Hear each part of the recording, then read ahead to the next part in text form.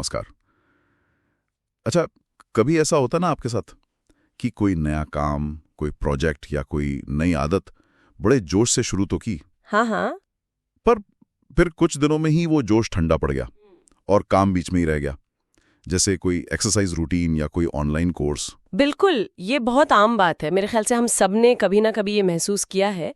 शुरुआत का जो एक्साइटमेंट होता है ना, हाँ, वो काफी तेज होता है, पर उसे बनाए रखना, काम को पूरा करना, वो असल चैलेंज है। सही कहा।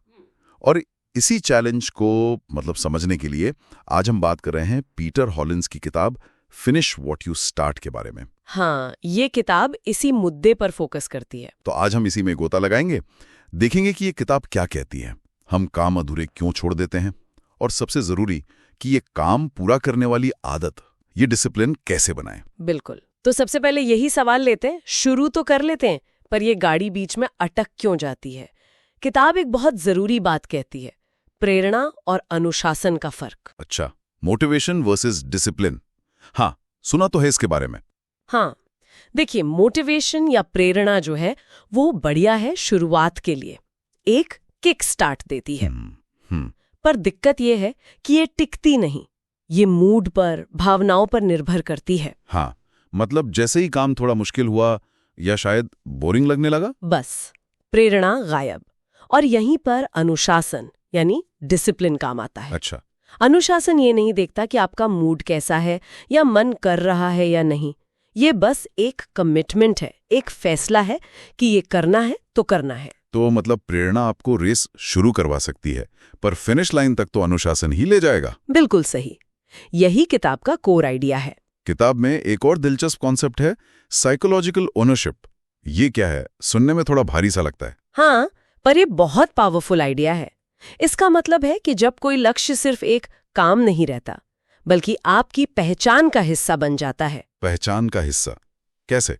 जैसे मान लीजिए आपको किताब लिखनी है, ठीक है, तो आप ये ना सोचे कि मुझे किताब लिखनी है, ठीक है, बल्कि ये सोचे और महसूस करें कि मैं एक लेखक हूँ। ओ अच्छा, मतलब काम से पहचान को जोड़ लेना। हाँ, जब आप खुद को लेखक मानते हैं तो लिखना आपकी आदत, आपकी पहचान बन जाता है। फिर किताब पूरी करना सिर्फ एक टास्क नहीं रहता, वो आपकी पहचान को साबित करने जैसा हो जाता है। और अपनी पहचान के खिलाफ जाना मुश्किल होता है ना। हाँ, ये बात तो है। ये दिमागी बदलाव लगता तो असरदार है, पर रोजमर्रा की जिंदगी में से कैसे उतारे? मतलब कोई प्रैक्टिकल तरीके हैं? हाँ, बिल्कुल है। किताब कई तरीके बताती है। एक बहुत अच्छा है सिर्फ अगला कदम वाली सोच। सिर्फ अगला कदम मतलब ये कि पूरे बड़े लक्ष्य को देखकर घबराए नहीं। जैसे अगर 200 पेज की किताब लिखनी है तो ये सोचकर ना डरें कि ओह 200 पेज। हाँ, वो तो डरावना लग सकता है। बिल्कुल, इसके बजाय अपना पूरा ध्यान सिर्फ अगले छोटे मैनेजेबल स्टेप पर लगाएं।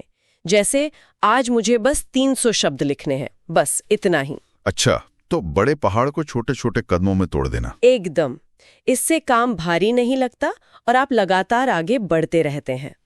ये बढ़िया है। हाँ, और दूसरा है इम्प्लीमेंटेशन इंटेंशन। ये थोड़ा फैंसी नाम है, पर आइडिया सिंपल है। बताइए। सिर्फ ये तय करना काफी नहीं कि क्या करना है, आपको ये भी पक्का करना होगा कि कब और कहाँ करना है। अच्छा, जैसे मैं कल से पढ़ूंगा के बजाय ये कहना कि मैं कल शाम 7 बजे खाने के बाद अपनी स्टडी टेबल पर 30 मिनट के लिए पढ़ूंगा। इतना स्पेसिफिक। हाँ, बिल्कुल। ये अस्पष्ट इरादे को एक ठोस प्लान में बदल देता है। इससे एक्शन लेने की संभावना बहुत बढ़ जाती है। ये तो लॉजिकल है। और आपने वो पहचान बदलने वाली बात कही थी। हाँ, वो इसी से जुड़ा है। खुद को बार बार याद दिलाना, खुद को यकीन दिलाना कि मैं वो इंसान हूं जो शुरू किया हुआ काम पूरा करती है, या मैं फोकस्ड और अनुशासित हूं। ये सेल्फ टॉक धीरे धीरे आपकी असलियत बन सकती है। लेकिन रास्ते में मुश्किलें तो आती हैं। जैसे एक चीज जो मुझे रोकती है वो है परफेक्शनिज्म। हर चीज एकदम परफेक्ट होनी चाहिए वाली सोच। हाँ, परफेक्शनिज्म ये बहुत बड़ा ट्रैप है। किताब कहती है done is better than perfect. मतलब ये कि काम को पूरा करना ज्यादा जरूरी है, बजाय इसके कि उसे परफेक्ट बनाने की कोशिश में अटके रहें और कभी पूरा ही ना कर पाएं। थोड़ी कमी के साथ पूरा हुआ काम भी उस काम से बेहतर है जो शुरू ही नहीं हुआ या अधूरा पड़ा है। ये नजरिया बदलना होगा। और वो फेल होने का डर, कि अगर अच्छा नहीं हुआ तो? उसे भी अलग तरह से देखना होगा। हर बार जब आप काम पूरा करते हैं तो वो फेलियर नहीं है, वो फीडबैक है। फीडबैक, हाँ? या तो आपको मनचाहा नतीजा मिलेगा यानी सफलता, या फिर आपको कुछ सीखने को मिलेगा। दोनों ही सूरतों में आप आगे बढ़ते हैं। इसे जजमेंट की तरह ना देखें, लर्निंग की तरह देखें। सही बात है। किताब में डिसीजन फटीग का भी जिक्र है, फैसले लेने की थकान। क्या ये भी हमें रोकती है? हाँ बिल्कुल। दिन भर हम इतने छोटे छोटे फैसले लेते हैं, क्या पहने, नाश्ते में क्या खाएं, पहले कौन सा ईमेल देखें। हाँ, ये तो है। इनसे हमारी दिमागी ऊर्जा, हमारी विल पावर कम होती जाती है। तो जब जरूरी काम करने का वक्त आता है, दिमाग थका होता है। तो इसका हल क्या है? रोजमर्रा के गैर जरूरी फैसलों को कम करें, उन्हें ऑटोमेट कर दें। जैसे हफ्ते के कपड़े पहले से तय कर लें, रोज एक जैसा हेल्दी नाश्ता करें, फोन के नोटिफिकेशंस बंद रखें, ताकि दिमागी ताकत जरूरी फैसलों और कामों के लिए बची रहे। एग्जैक्टली। ये तो बहुत ही प्रैक्टिकल सलाह है।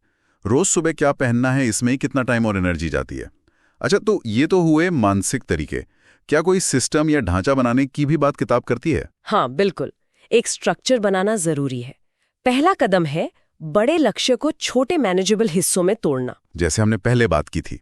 हाँ, जैसे अगर YouTube चैनल शुरू करना है तो उसे हफ्तों के हिसाब से बांट लें। पहला हफ्ता चैनल सेटअप और प्लानिंग, दूसरा हफ्ता 2 स्क्रिप्ट लिखना, तीसरा हफ्ता पहला वीडियो रिकॉर्ड और एडिट करना। ऐसे। ठीक है, समझ गया। और दूसरों को बताने से भी कुछ होता है? मतलब अकाउंटेबिलिटी? हाँ, बाहरी जवाबदेही या अकाउंटेबिलिटी बहुत काम करती है।